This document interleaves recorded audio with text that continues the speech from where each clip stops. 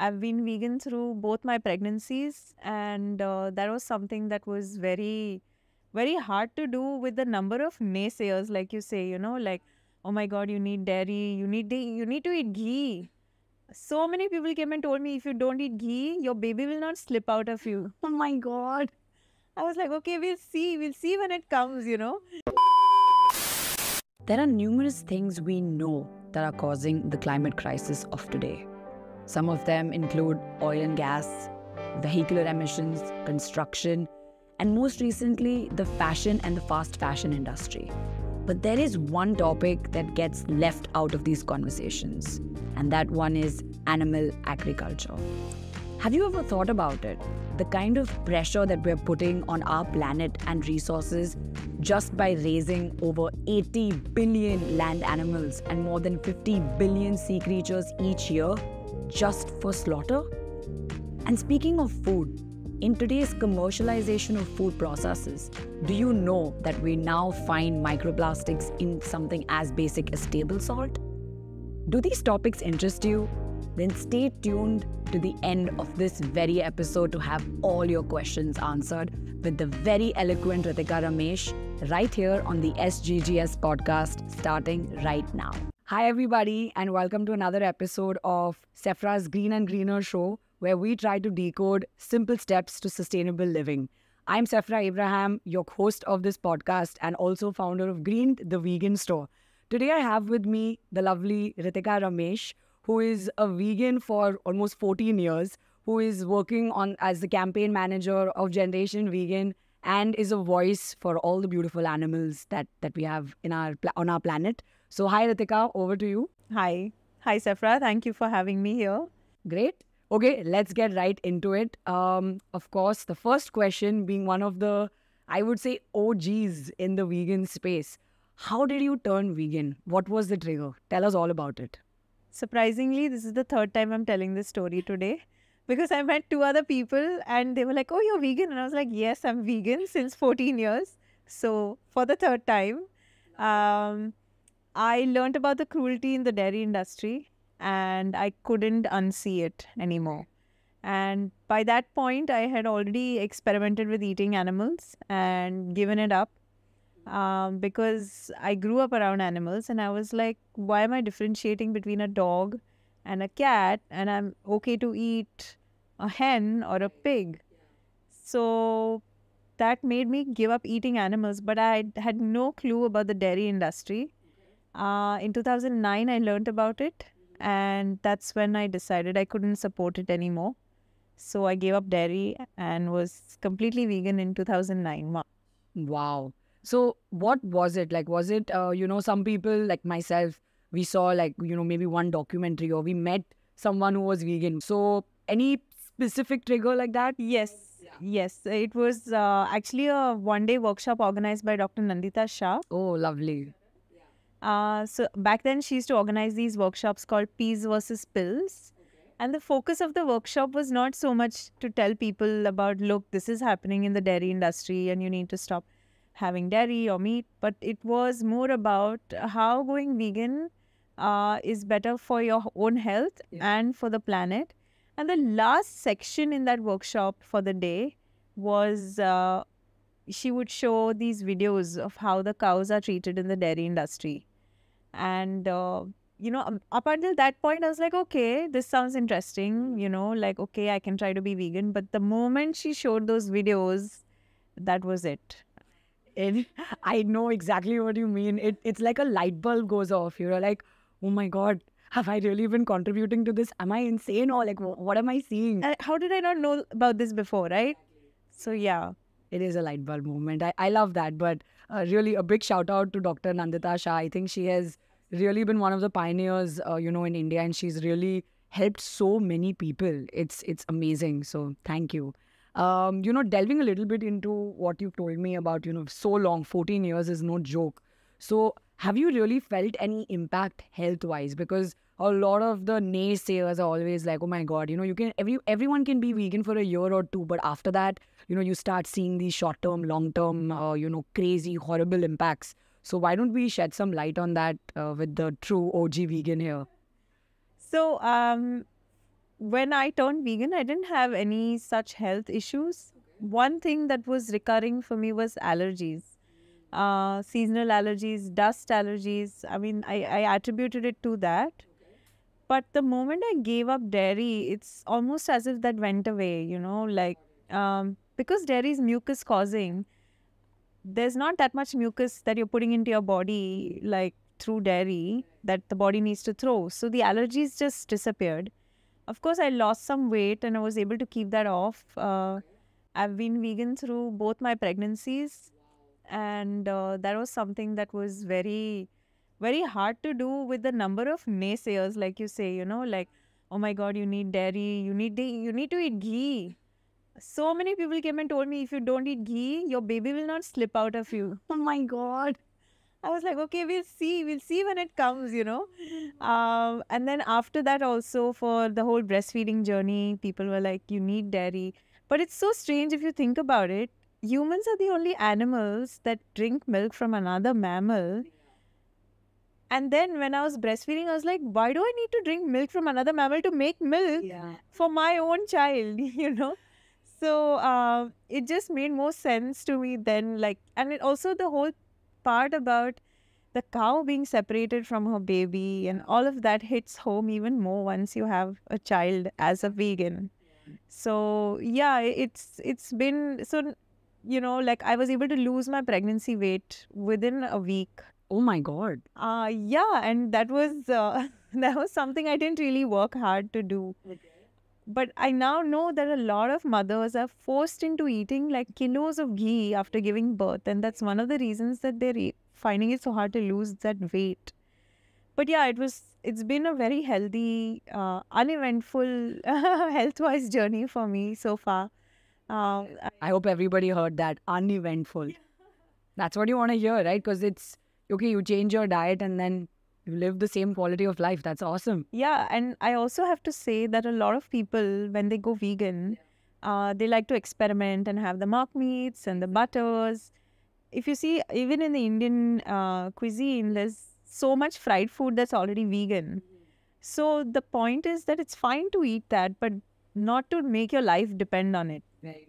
So a lot of people who face health issues are almost often eating like junk food, vegan junk. Yeah. So it's okay to eat it once in a while. I do indulge in the sausages. We're all human, yeah? Yeah, we're all human. So it's nice to have the option, but it's also important to be eating healthy, eat more fruits and vegetables, and then you'll not see any issues. Yeah, I mean, a lot of these people who come on these podcasts and are like, I turned vegan for a week. And what did they eat? I was surviving on Oreos and, all of this processed stuff. And I ate only this, the vegan sausage McMuffin at McDonald's. And we're like, man, of course, if you're going to eat just that, you're not going to survive. You're going to feel horrible inside. So thank you. Thank you for bringing that to light. Again, going into your long journey of being a vegan. And I'm sure you've done a lot of research, whether it's audio, video, studies. So any of your, favorite studies, scientific research papers that come to mind that, we can really share with our audience that could help them? It's not a research paper. It's actually a book. It's called The China Study.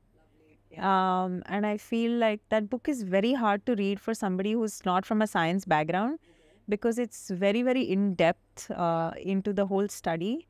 But I feel like that book really changed the way I speak to people about veganism. The first year when I went vegan, I was just calling literally anybody on my phone and I was like, you know what? You need to watch this video. You need to go vegan. You need to do this. And everybody was like, what is wrong with this person? I put off a lot of people. But then I realized that everyone finds and has their own reason to go vegan. It's not necessarily, of course, veganism is about the animals. It's a social justice movement for the animals. But the reasons that appeal to people are very different. And for some reason, this book stuck to me, because I was speaking to a lot of people in my family who are going through so many of the diseases mentioned in that book. Any diseases that you can tell us about that they were going through? Yeah, there's, the usual, diabetes, high blood pressure, kidney disease, all of that. So it just gave me a different way of approaching the whole idea of veganism, because not everybody is going to care about the animals, as much as we want them to. So you have to just find different ways of bringing it up. So I found that book was quite nice and quite in depth, and the way they covered all the different diseases in each chapter really helped. Yeah, I mean, it is important. You brought up such an important topic that veganism or being plant-based or flexitarian or whatever people are trying to be more sustainable comes from a different place. Like, for example, for you now learning on this podcast that, you grew up around animals, so you had that animal connect. For me, for example, growing up a hardcore non-vegetarian, 3 times a day meat, what impacted me was the connection with the environment. So, and if you're telling me that a book like that can appeal to all, different sorts of people with different viewpoints, I think that's really saying something. So everybody, the China study, I think it's a big recommendation here. But okay. So while issues like personal health, animal welfare can be easily understood, while talking about veganism, how significant is the impact of animal agriculture on the environment, like in what I just brought up? But from your perspective, what do you think? Like how big of a deal is it? How seriously should we be taking this? So the IPCC just came out with their report. Every year, it's just very grave sounding, ringing the alarm bells. Nobody takes it seriously enough. But the report, as usual, says that we've run out of time. We've run out of time. We're sitting like the bomb is about to burst. Forget ticking time bomb, it's about to burst. We are looking in India, in Bombay, we are looking at a drought this year because there's no rain, there's too much heat. And almost every one of these things can be tied back to animal agriculture. Right. So there's so much research out there which people are just ignoring, forget the governments. The governments are running on, money that we are paying them as taxes. And of course, they're going to be more money-minded than anything. But even at an individual level, if there are so many things that we can do to mitigate this crisis. I mean, I don't even know if we can mitigate it anymore. I think it's just like inevitable. And then I was reading things like by 2040, we're going to run out of food. It's crazy, like the amount of food that is being grown. I think more than 80%, if I'm not wrong, is being grown to feed the animals. That we then, Yeah, that we are then consuming. Imagine if you say our world population is like, whatever, 8 billion, 9 billion, we are killing almost 80 billion animals in a year. So where is the food for these animals coming from? It's the same land that we are using to grow crops for ourselves, but now is being diverted to grow crops for these animals. And then there's also the, the whole aspect of the forest being cut down, the Amazon and all of that, because we're running out of space. And in India, very worryingly, I also read another thing, is that we are the largest exporters of shrimp. Whoa, okay. Along with beef. Beef, yes. We have I think we have the largest dairy herd also in the world. So, and we are way down in the hunger index as a country. So all of this food for these animals, we are still growing. Even if we are not growing it in India and importing it, it's still coming from land that can be used to feed people. So it's just like, it blows my mind that more people are not able to do anything about it. Yeah, do anything about it. Or, I mean, even growing up, right? We were not taught this in school. No one is speaking about animal agriculture as even a contributor to your greenhouse gases. So you're just reading, oh my God, industries. Oh yeah, industry is so bad. Oh yeah, vehicular pollution. Array, convert to EV or just stop using cars, but no one is talking about the amount of resources being diverted to animal agriculture. It is really crazy. And I honestly, I'm not gonna lie, I did not know about the shrimp. But if I'm not wrong, it's not wild shrimp as they call it, right? It's all farmed shrimp. And I know maybe we don't have enough time to delve into what is farmed shrimp and how to go about it. I would really strongly suggest to all the listeners here, please just do a simple Google search and look at how the shrimp are raised and, made into food, because it's not a pretty process to look at. So, yeah. Okay, on a different note now, we will definitely come back to the veganism and sustainability connection, but a little bit more about you, Ritika. We've done some research here, my team and myself, and we know that you worked on a few films, including Bheja Fry. So, do you want to tell us a little bit about that? So I actually started off uh, my career in the film industry. I wanted to be a cinematographer, Wow. but I joined this film Bheja Fry as the last assistant to join the film, like literally 2 days before the shoot, because up until then I had to finish my course at Xavier's College. Yeah, wait, sorry, what did you study? I studied at XIC. Oh, nice. Davis Institute of Communication. Yeah. Nice. Yeah, please go ahead. Yeah, so since I wanted to be a cinematographer, the director said, fine, I'll give you a camera, you shoot the making of the film. So throughout the 20 days of shoot, I had a camera with myself and I was shooting all of it, whatever was happening behind the scenes. And, then eventually I was asked to join the post-production part of the film and I ended up working up until the release of the film. So that was a great learning for me, to work. I mean, I didn't get to do the pre-production bit, but I did most of the other stuff. And from there on, I just kind of, like once you're in that circle, you just start getting films. So I ended up working on 3 or 4 more films. One was a documentary on the stray dogs of Bombay. Wow. What is that called? It was, I forget what it's called, but it was made for Doordarshan. They used to produce many documentaries back then. So it was very interesting because we followed, the NGOs that help treat the stray dogs. Then we met people who train therapy dogs also. So it's just a general documentary on the dogs in the city. And then a couple of more films later, and then I took a break. Okay. And this is around the time that I turned vegan. Okay. Yeah. And so wait, you shot the documentary about stray dogs before turning vegan? Yeah. Oh, wow. So did that have any sort of an impact into you turning vegan? It did because at that point I was eating meat, animal flesh. And after that, I kind of, it kind of struck me that what am I doing? Why am I eating this? Yeah. And it was around that time that I went for a 10-day Vipassana course. Oh, heavy, heavy. Yeah, very heavy. And when I came out of it, I was like, I can't do it anymore. I can't eat animals anymore. So yeah, that was when I stopped. That was in 2008. I stopped. So that it's really interesting, right? Like, you get to do so many different things in your life, not knowing that that's going to be the trigger that makes you change one of the biggest aspects of your life, which was eating meat at the time. Yeah, I I relate with you. I know what that feels like. Yeah. So now segueing back into your generation vegan, which I think is pretty recent. Very recent. Yeah. So how did you get to be a part of Generation Vegan? Tell us more about it. I'm super excited to know. Yeah. So I just, like in 2020, I started working with different organizations and I decided that I would only work for organizations that were promoting veganism in some way or the other. So I did a few stints with some vegan magazines in India. And then I was just looking for something more, and this opportunity came up and I applied for it. So this was in October of 2022 when I joined Generation Vegan.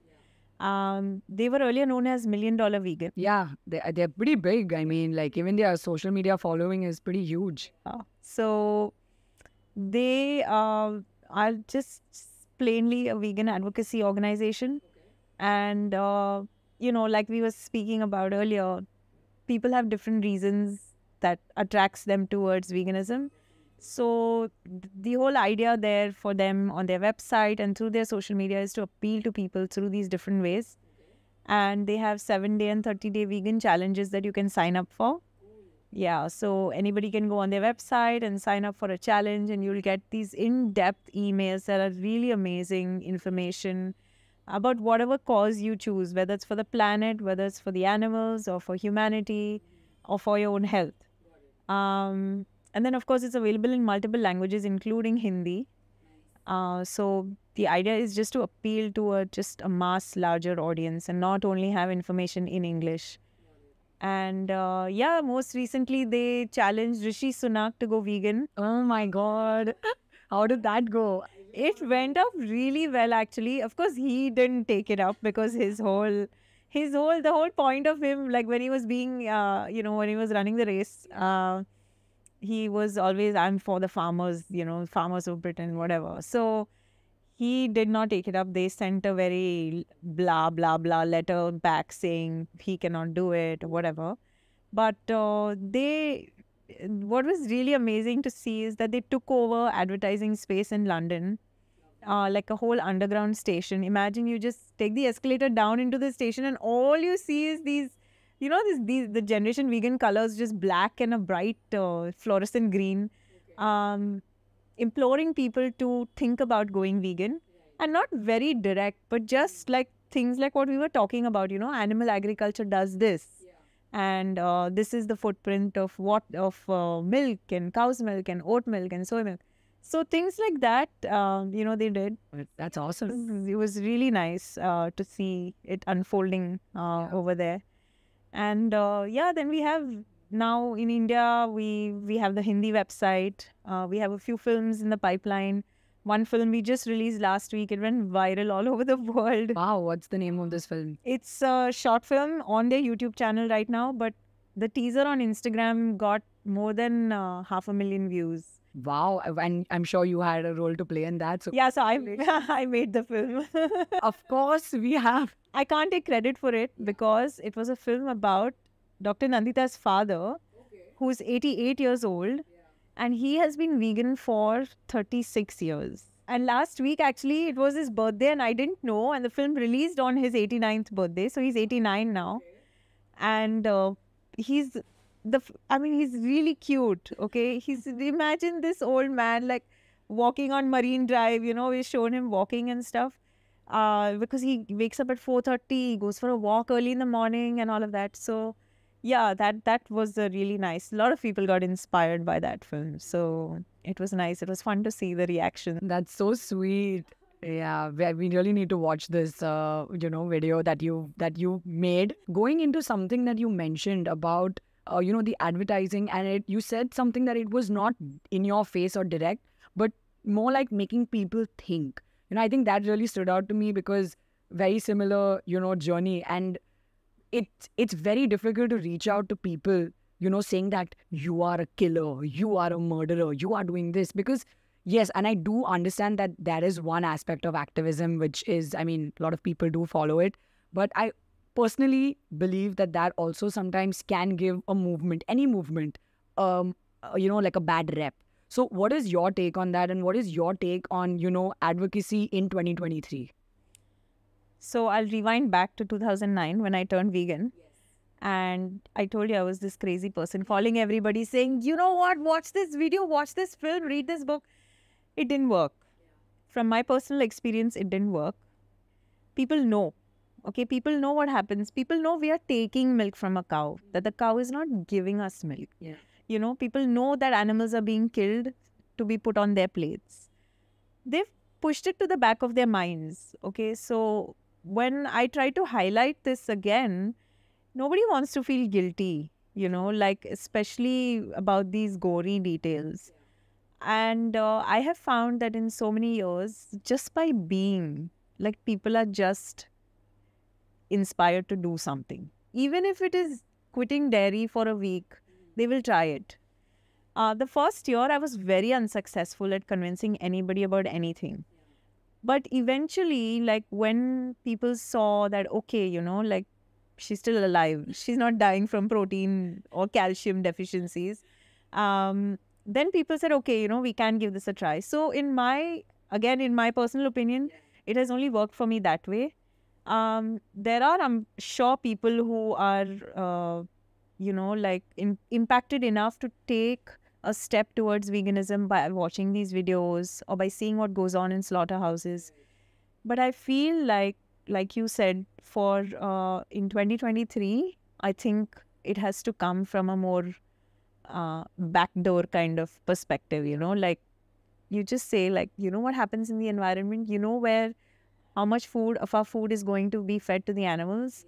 And I found that a lot more people are concerned about their environmental impact, about not only about the food that they're choosing, but about everything that they're doing. Yeah, about their lifestyle. And that's pushing them to make a change. Exactly. So yeah, I completely resonate with you, which is why, it was a question that I wanted to talk to you, especially about having been, 14 years is a long time. Going back to me, when I was in school, I was known as in sort of a sense, that one girl who tried to make people not litter. Okay, so I was so into, trying to save the planet at being young. And it was one of my first trips to the US with my family, where I, made the connect with, okay, dairy farms. It was an installation at an aquarium, and they, showed this life size image of a cow, and how the emissions from the cow, are methane, and it's causing greenhouse gas emissions. So I was like, oh my God, I have to stop eating beef. That at 15, that was the connect I made. I did not think about dairy.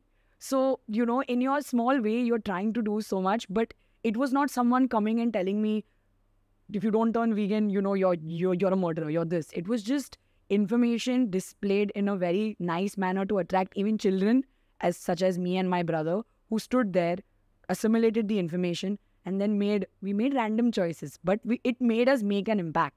So from then, which was 2009, 2010 to today, I really stand by, advocacy has to be given in a very understanding and, as you said, backdoor manner. Keep the information out there.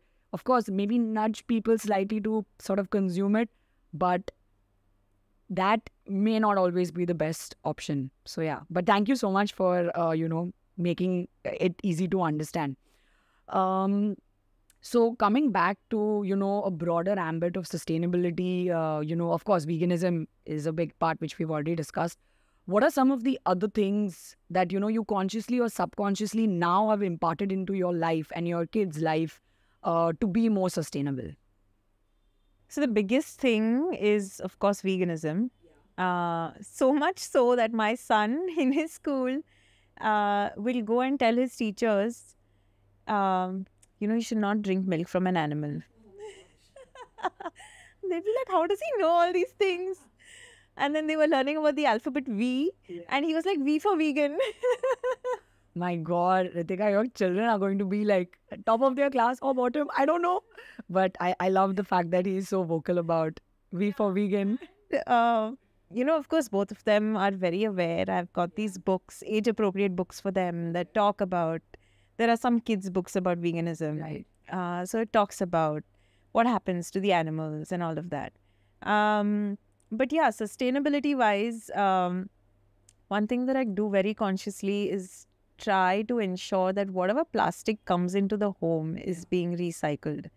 There are organizations that will come and pick it up for you. I think it's a huge problem. I'm finding plastic in salt these days.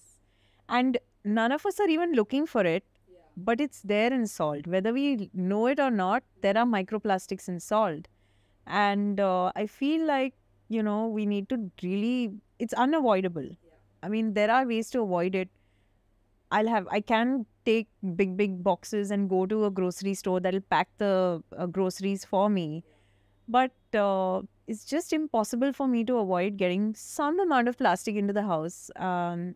So that's one thing that I do consciously, ensure that the plastic is being recycled, ensure that I dispose of electronics, batteries, all of that very responsibly. And I also like to compost. Lovely. So going back to your first 2 points about e-waste and plastic, can you give us 1-2 names of organizations that you consciously either pick up the phone and you're like, hey, okay, I have this much plastic, come collect it, or I have this much e-waste, can you come collect it? So there is an organization called 5 Recycle. They have different days allocated for different areas in the city. And if you message them and tell them, I have collected some stuff, they'll come to your building and collect it for you on the designated day for your area. So then what I end up doing is I put it on the building group, and then everybody will come and drop off the plastic in my house. And then on Saturdays, we used to just pass it off. But also as a building, now what has started happening is the BMC is sending people to collect plastic, which is then going to be recycled. So that is also happening. But I'm always unsure about what or where that kind of plastic is going. Yeah, but Five Recycle is one organization that anybody in Mumbai can contact and have them come and pick up. They take e-waste, they take plastic. Do they also take like glass, metal? I have a feeling metal they do.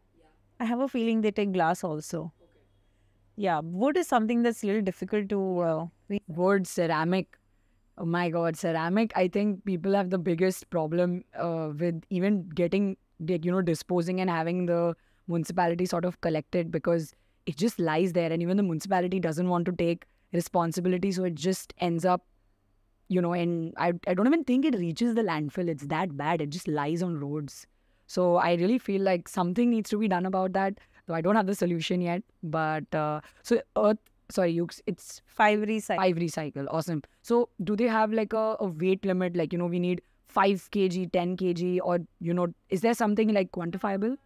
Ideally, the more the better. But they have even come for a few bags of plastic. So anything is fine. But it's always good to have that, at least 1 or 2 houses that take that, initiative to get people to at least drop it off at their place. I think that is the bare minimum that, even busy households can sort of segregate and keep aside and do. So yeah, we do need more people like Rithika Ramesh advocating for collection of waste. You spoke about your children having age-appropriate books that teach them about veganism, sustainability, and so on. Can you give us some examples? Who are the authors of these books and where can we find them? Amazon has a few books, especially by this author called Ruby Roth. She writes children's books around veganism.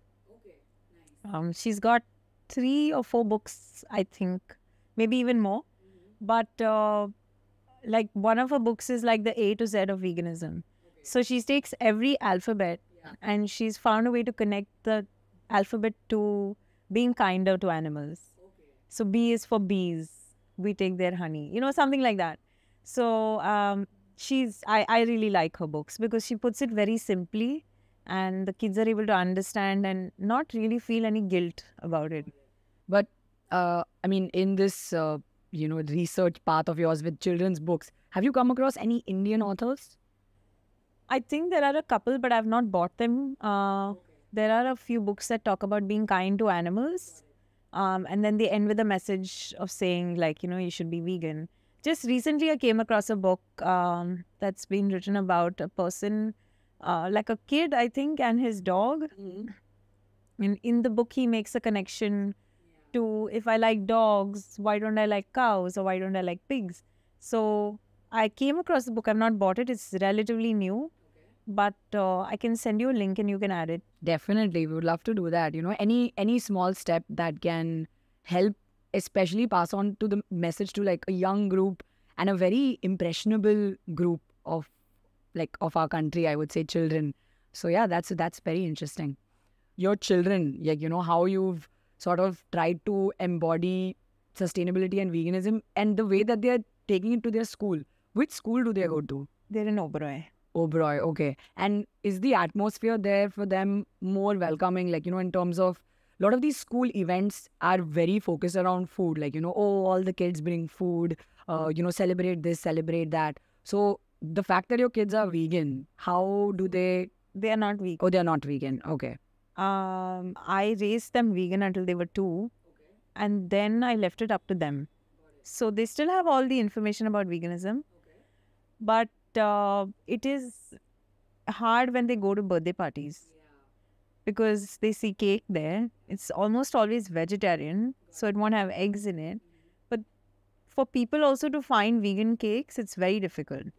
And they have this one mind block that, oh my God, if we order a vegan cake, it's going to be different. So a lot of parents now, of course, they will order vegan cake because there are so many kids with allergies. But because they know that I'm vegan and I'm trying to raise them vegan, they will go out of their way to order a vegan cake for them. So It happens sometimes, not always. But with them, my decision has been that I give them all the choices, I give them all the options, I give them all the information, most importantly. So if you quiz them, you can do a podcast with them. That would be awesome. That's a new demographic we haven't thought about. I love that. So you can totally ask them anything about veganism. They'll know everything. More often than not, they'll choose to eat what's vegan. But there are instances where, for them, like they're too tempted to eat the cake, so they might just eat the cake at a birthday party. But they surprise me sometimes, they'll go and they say, but I told them I wanted without cheese. I told them I didn't want butter. In their school, they're surrounded by people who eat meat. I don't think that there's a single vegetarian also in my daughter's class. Yeah, so, but sometimes she'll come back with stories about, Mama, this person in their home, they tried the Blue Tribe sausages. How sweet. Shout out to Blue Tribe. So there is some sort of experimentation happening even amongst people who are not necessarily vegan. So because I'm sure that most of the products that are being made are not made for vegans. We're very small in number, So more often than not, they will choose to eat something vegan. They'll go for the vegan option. Even in school, the lunch that they're served there is a vegetarian lunch. So for example, if there's paneer someday in school, my daughter will not eat the paneer. She'll just eat dal, rice and come. So yeah, they choose to eat what they eat. They don't eat animal flesh because they both have a really strong connection with animals. We have a dog at home, and they're constantly seeing me. I love talking to animals. So they're constantly seeing me talking more to animals than humans. I'm sure a lot of people can relate to that. And it struck me only recently that if there's somebody walking their dog, I will look at the dog and I'll talk to the dog and I'll just completely be oblivious that there's a human with the dog. And then when they leave, they'll say bye and I'll be like, oh, yeah, right, sorry, bye. Yeah, and I think children love to emulate what they see, especially what they see their parents and other figures around them do. So that's so nice. Can you tell us again, what are the ages of your kids? Because they seem wise beyond their years. How old are they? 7 and 5. Oh my God. I wish I was this, like, even half as cool as they were at 5 and 7. I don't know what I was doing, man. Crazy. But I think I'm definitely going to get your kids on this podcast. I think people need to hear, more of, if they can do it, what's stopping, people who are double, triple, quadruple their age, right? So I actually have another question that just came to my mind. So I'm just going to ask. There's been a huge wave of, especially mock meats in the, I would say, high ticket, in the terms of, like, most of the funding has gone towards alt protein, let's say. And a lot of different celebrities have, they may or may not choose to be plant-based. That's entirely another conversation altogether. But do you think that has impacted the market or the industry and has maybe even given people that first mover thing, like, okay, let me at least try. If Virat Kohli is talking about it, should I even look at that product which I would never have looked at 5 years ago? So do you think that's had an impact? Yeah, definitely. And this has worked both ways because, of course, the celebrities have had access to information that tells them that being plant-based is good for them, whether they're actors or sports people, whatever it is. But also from the point of view of brands, like in India, if a celebrity sponsors anything, it sells, right?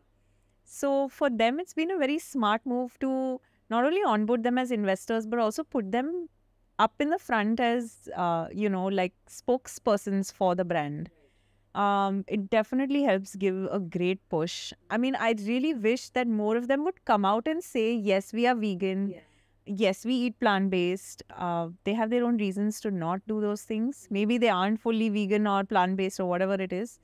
But it has helped, like make that connect with people like, oh, Virat's a sports player. He plays cricket. And he doesn't look like he's, deficient in protein. So, so then, yeah, it helps the movement. Anything to help the movement, right? I totally agree. I mean, for the longest time, at least I'm talking about my, my childhood to now. people were even finding it difficult to grasp the fact that a John Abraham or a Shahid Kapoor are completely vegetarian. They were like, no, we think they are lying, you know. मतलब ऐसे camera पे they are saying something, but पीठ पीछे they might be actually eating anda or this, or maybe they eat eggs. I don't know actually, because a lot of people consider eggs also vegetarian. So let me not be wrong on this podcast. But a lot of people had problem grasping that. So veganism is like a whole new like shock, you know, to a lot of people. So hopefully that trend changes, and you know we get to witness it in our time, that is today. Yeah, and I think that the brands are being very careful by not using veganism as a word on any of their branding. They call it plant-based. That's smart. I mean, I get why they're doing that, because sometimes veganism as a word, as a term, might be off-putting to some people. So they're just playing it cautious. Yeah.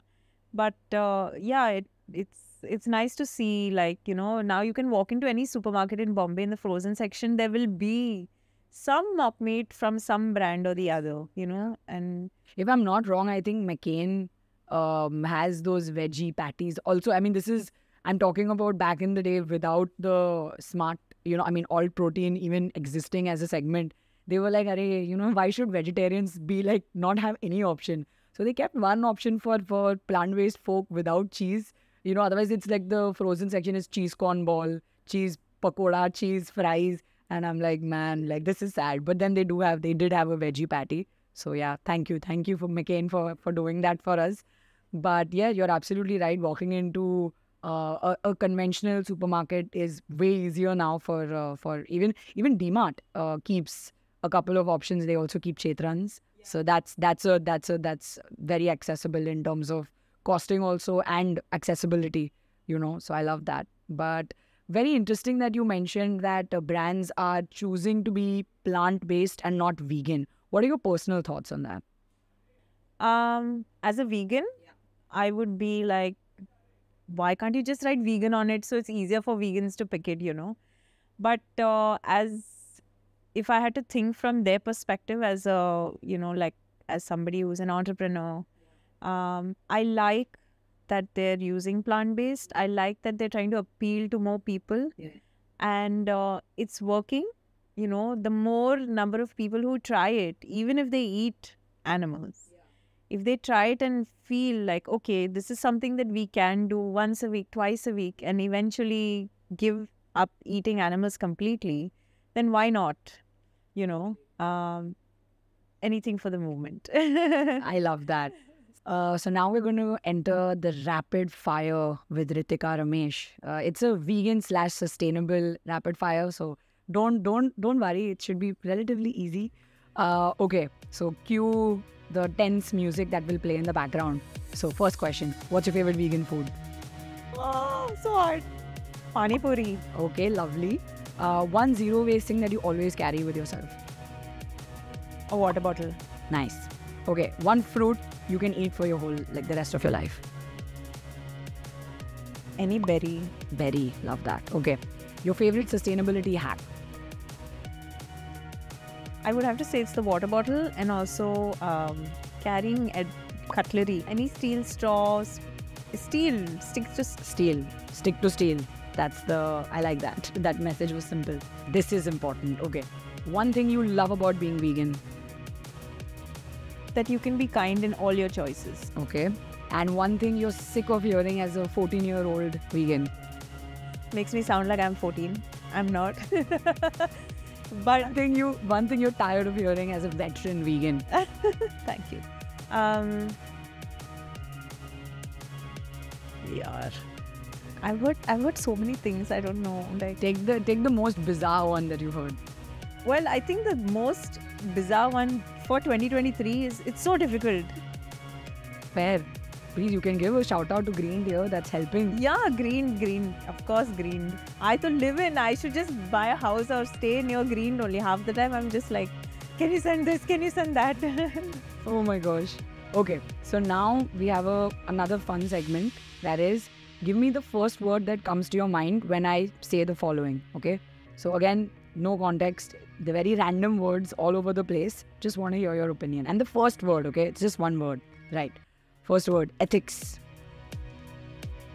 Social justice. 2 words, but I'll take it. Sustainability. Listen, my mind only thinks vegan. Everything you say, my answer will be vegan. Veganism. And that's fine. It's your one word, so you can take any word. It's fine. Sustainability. Veganism. Okay. Justice. Oh my God, veganism. Beef. Cow. Okay. Travel. Light. Okay. Green. Greened. Love that. Tofu. Tofu. Air fryer. Okay, interesting. I like that. Last one, the toughest one. Pawai. Greened. That was not tough. That was easy. I think I love that. But yeah, I think You're setting everybody up for this. Hey, I asked the same questions to Bhavani. She didn't say green. What did she say? For Pawai, what did she say? Home. What? She lives in Pawai, so home. Sitting inside green. And she's Yeah, but everyone's mind works differently. That's the beauty. Is there anything that you want to speak about that we might have missed in this podcast? Nothing really. I just will end with some parting words for the people watching.